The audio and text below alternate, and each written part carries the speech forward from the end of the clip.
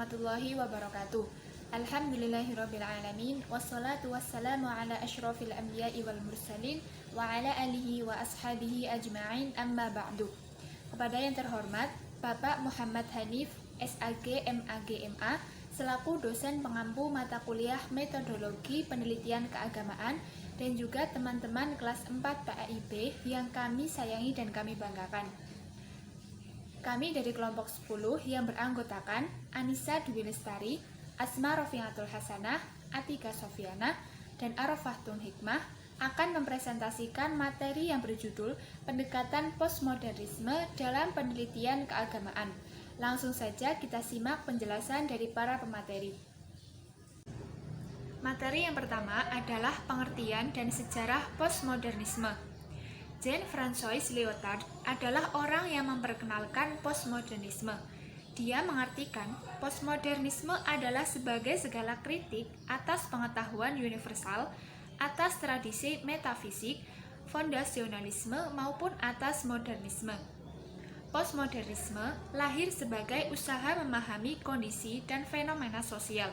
Istilah postmodernisme semenjak muncul untuk pertama kalinya dalam sastra pada tahun 1939. Kata postmodern disebutkan pada tahun 1947 dalam buku Rudolf Parwitsch Die Krisis der Europäischen Kultur atau Krisis Kebudayaan Eropa.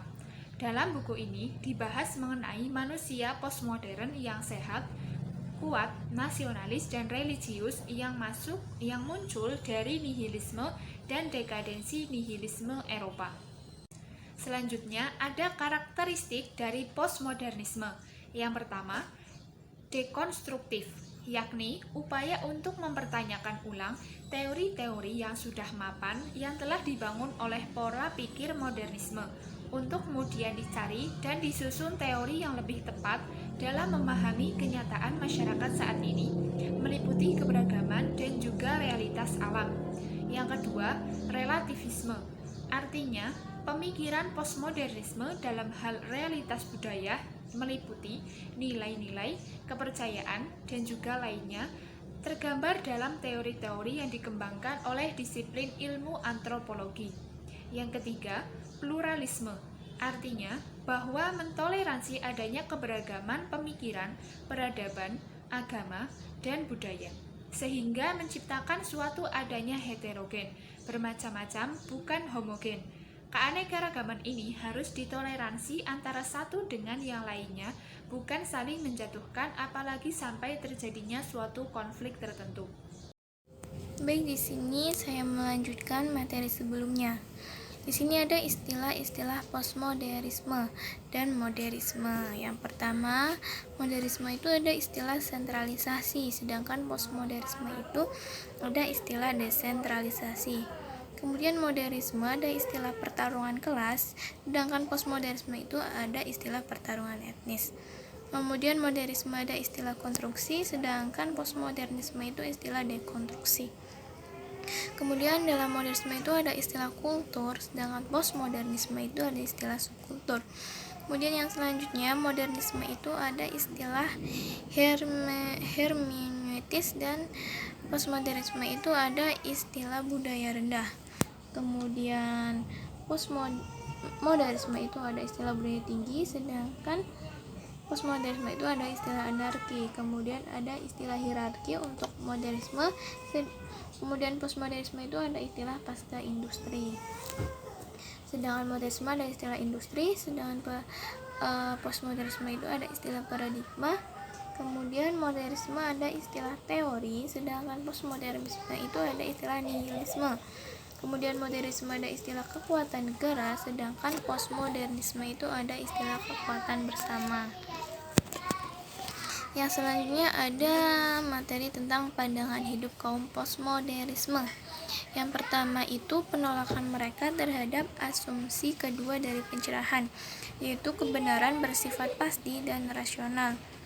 Kemudian yang kedua ada kaum postmodern tidak lagi menerima konsep pencerahan bahwa pengetahuan itu bersifat objektif. Kemudian yang ketiga, postmodern juga menolak gambaran pencerahan mengenal seorang pengamat yang otonom. Kemudian yang keempat ada komunitas sebagai dasar pemahaman kebenaran. Kemudian yang kelima, ada umat manusia bukan satu-satunya, bukan makhluk yang berpikir, karena proses evolusi melanda sel urus semesta. Baik, saya cukupkan sampai di sini. Terima kasih. Untuk materi selanjutnya ada tokoh-tokoh postmodernisme dan pemikirannya. Yang pertama ada Jean Francisco Lyotard. Dalam pemikirannya bahwa postmodernisme bukanlah sama-sama menjadi alat penguasa. Ilmu pengetahuan postmodern memperluas kepekaan kita terhadap pandangan yang berbeda. Yang kedua ada Michael Foucault, seorang tokoh yang menolak keuniversalan pengetahuan. Yang ketiga ada Jacques Derrida.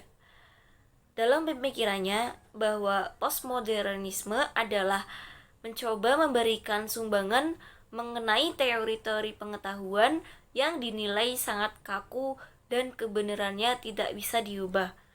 Yang keempat ada Jean Baudrillard. Dalam pemikirannya bahwa memusatkan perhatian kepada kultur yang dilihatnya mengalami revolusi besar-besaran dan merupakan bencana besar. Dan yang terakhir ada Fredric Jameson. Dalam pemikirannya bahwa postmodernisme memiliki dua ciri, yaitu pasti. Materi selanjutnya ada teori-teori sosial postmodernisme. Yang pertama ada teori sosial postmodern moderat. Teori ini yang menyatakan bahwa ada keterputusan antara modernisme dengan postmodernisme. Namun, ada yang mengatakan bahwa kendati postmodernisme memiliki perbedaan penting dengan modernisme, namun ada semacam persambungan antara keduanya. Yang kedua ada teori sosial postmodern ekstrim. Nah, teori ini menyatakan bahwa masyarakat modern telah digantikan oleh masyarakat postmodern. Menurutnya, objek konsumsi merupakan sesuatu yang diorganisir oleh tatanan produksi atau perluasan kekuatan produktif yang diorganisir. Dan yang terakhir ada posisi teoritis. Teori ini berpandangan bahwa perbedaan pandangan antara modernisme dan postmodernisme bukan lagi dijadikan sebuah perdebatan, akan tetapi bagaimana keduanya bisa saling berganti dengan dan saling melengkapi. Kelebihan postmodernisme yang pertama itu perspektif. Postmodernisme dapat membuat kita peka terhadap kemungkinan bahwa wacana besar positif, prinsip-prinsip etika positif diputar dan dipakai untuk menindas manusia. Yang kedua itu postmodernisme ikut membuat kita sadar sebuah kesadaran bahwa semua cerita besar perlu dicurigai dan perlu diwaspadai. Yang ketiga, postmodernisme memiliki segi positif, yaitu keterbukaan untuk bineka masyarakat, untuk toleransi dan perlawanan terhadap monopoli. Kekurangan postmodernisme. Yang pertama, postmodernisme yang sangat semangat mempromosikan narasi-narasi kecil ternyata buta terhadap kenyataan bahwa banyak juga narasi kecil yang mengandung banyak kebusukan. Yang kedua, postmodernisme tidak membedakan antara ideologi di satu pihak dan prinsip-prinsip universal etika terbuka dan di pihak lain. Selanjutnya itu pandangan postmodernisme terhadap ilmu pengetahuan. Yang pertama, modernisme memandang ilmu-ilmu positif empiris atau ilmu pengetahuan mau tidak mau menjadi standar kebenaran tertinggi. Artinya, pandangan modernisme yang objektif dan positif mengakibatkan nilai moral dan religius kehilangan wibawa. Maka timbul disorientasi moral religius menuju suatu kekerasan, keterasingan, dan diorientasi hidup. Oke. Yang kedua, pandangan postmodernisme bahwa ilmu pengetahuan bersifat subjektif. Implikasinya adalah bahwa tidak ada apa yang dinamakan ilmu bebas nilai. Sedangkan modernisme menganggap ilmu pengetahuan yang objektif maka bebas dari nilai.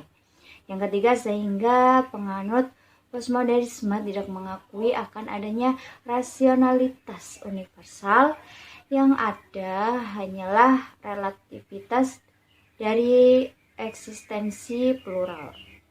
Maka dengan demikian Demikian presentasi dari kelompok 10, semoga bermanfaat. Wasikum wa nafsi bitaqwallah. Wassalamualaikum warahmatullahi wabarakatuh.